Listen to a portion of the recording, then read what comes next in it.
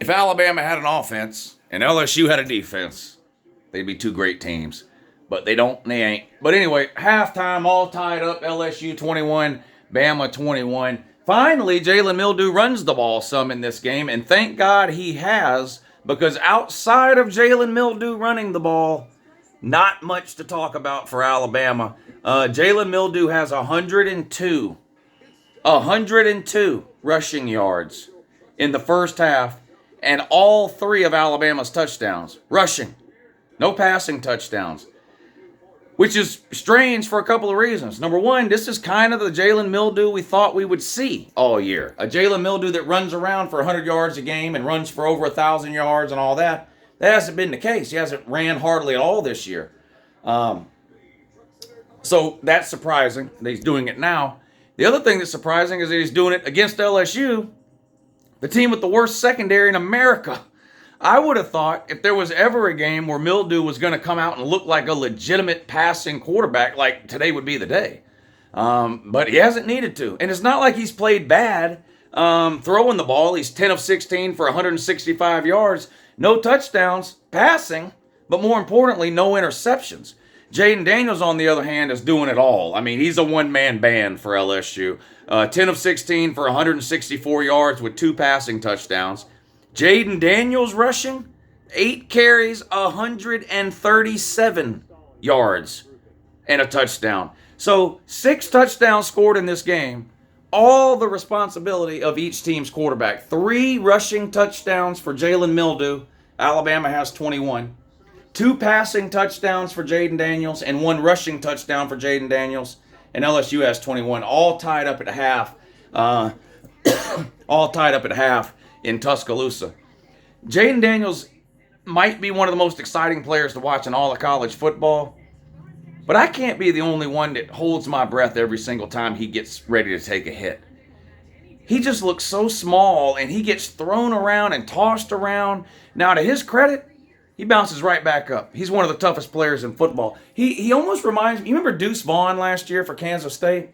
Guy was knee-high to a grasshopper. Took all these hits, but you pop right back up, ready to go. Jaden Daniels reminds me of that. Now, LSU fans in particular, I know y'all are holding your breath every time he does that. He didn't make it through the season last year because of this same type of thing. But this is shaping up to be a great game. I still feel like if this is the type of game we're going to get, a track meet type of game, 21-21 here at halftime, if this game gets into the 40s, I still feel like that favors LSU.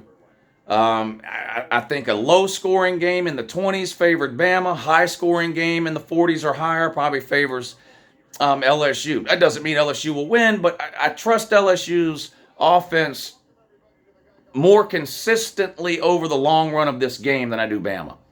And I could be wrong because Bama's looked unstoppable, but again, LSU's just got like no friggin' defense at all. None.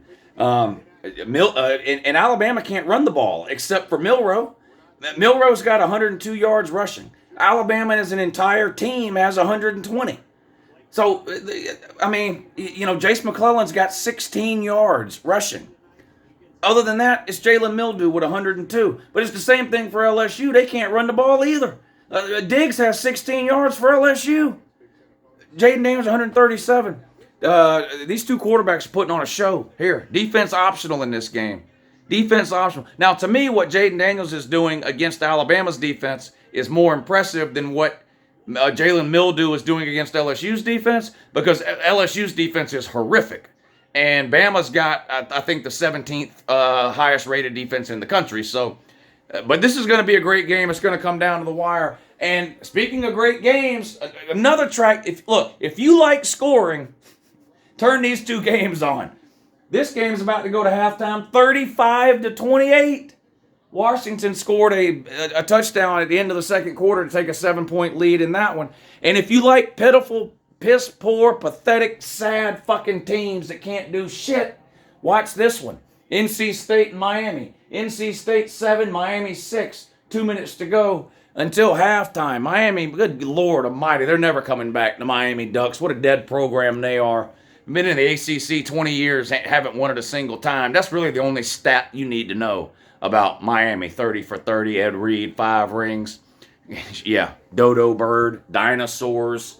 I mean, other shit that ain't coming back. What's the dodo bird, dinosaurs, Miami's football program. What else ain't coming back?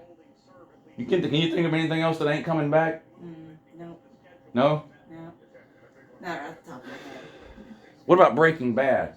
Oh, yeah, definitely not coming back. Not coming back? Shit. Oh, well. Anyway, hey, did you know Georgia won their 26th game in a row today? Amazing. Beat Missouri. 12th ranked team in the country. Georgia handled business. Enough about that. All right, now it is officially halftime. Washington 35, Southern Cal 28. All right, let me know. Get your picks in. Who do y'all think comes out on top in these two games? Washington and Southern Cal. Washington up 7 at halftime, 35-28.